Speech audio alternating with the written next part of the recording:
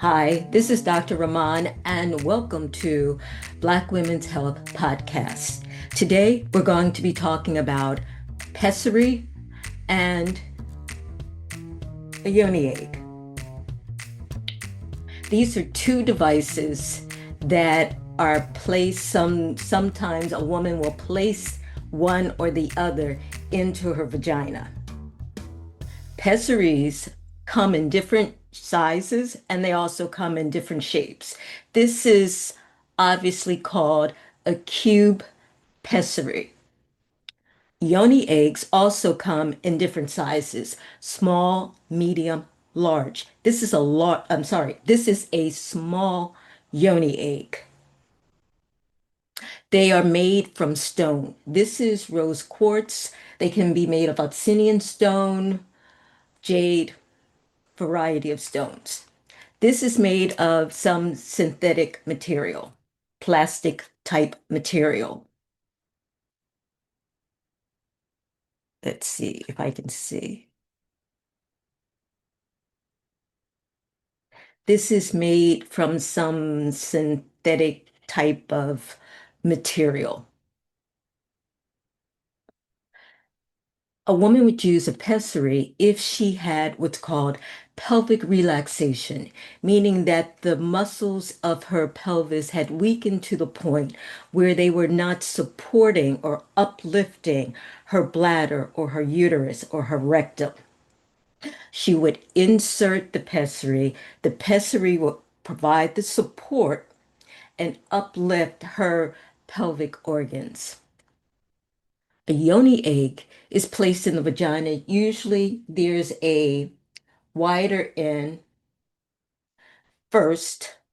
It's placed into the vagina, and once it's in the vagina, a woman can contract her pelvic floor muscles, and as a result of that, move the yoni egg around. It's a form of exercise.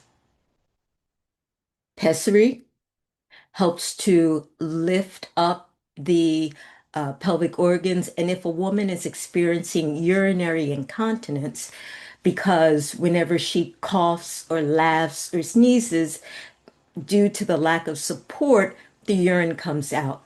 That's called stress urinary incontinence. And sometimes a pessary will help with that. Once a woman has the ability to move a yoni egg by contracting her muscles, it's felt that that increased tone helps to prevent urinary stress incontinence. Two devices. Two devices.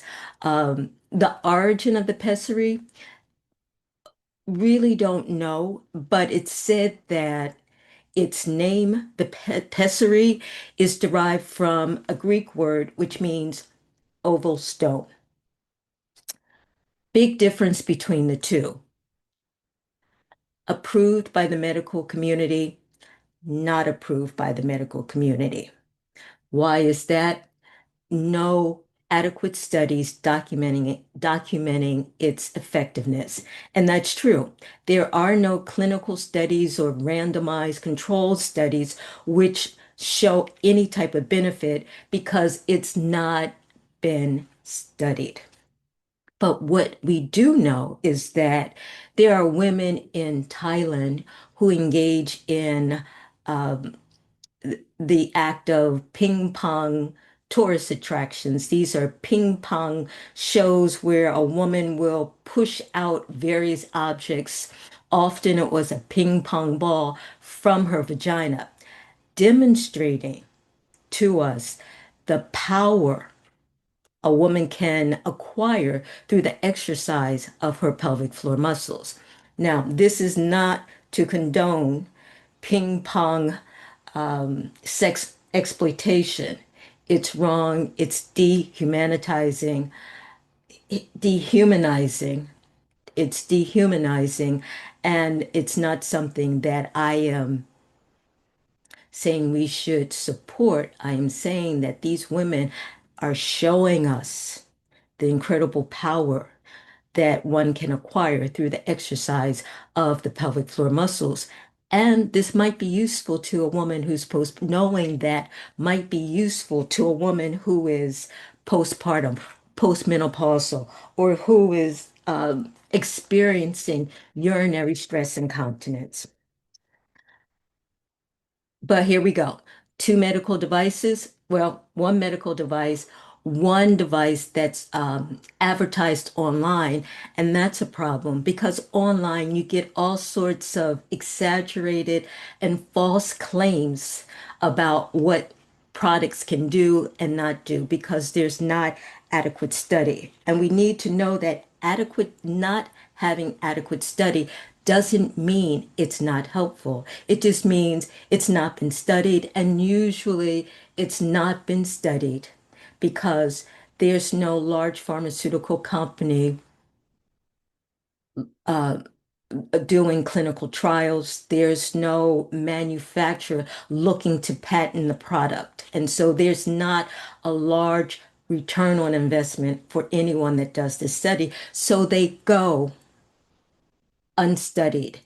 And as a result of going unstudied, they go unrecommended by the medical community. And that's a problem in my mind because there are other things besides yoni eggs that could potentially have a benefit for women, such as the use of vitamin D in the management and treatment of fibroid tumors, the use of black cohosh for women who are perimenopausal or menopausal, being able to tell women mechanism of action, being able to tell them optimal dosage, being able to tell them the optimal preparation if you're going to use that. We need to give women more than silence because if the medical community is silent, others, online influencers and charlatans, will come making fantastic claims, and that's a disservice. We women deserve more than silence, snake oil, or scientific neglect. We deserve better.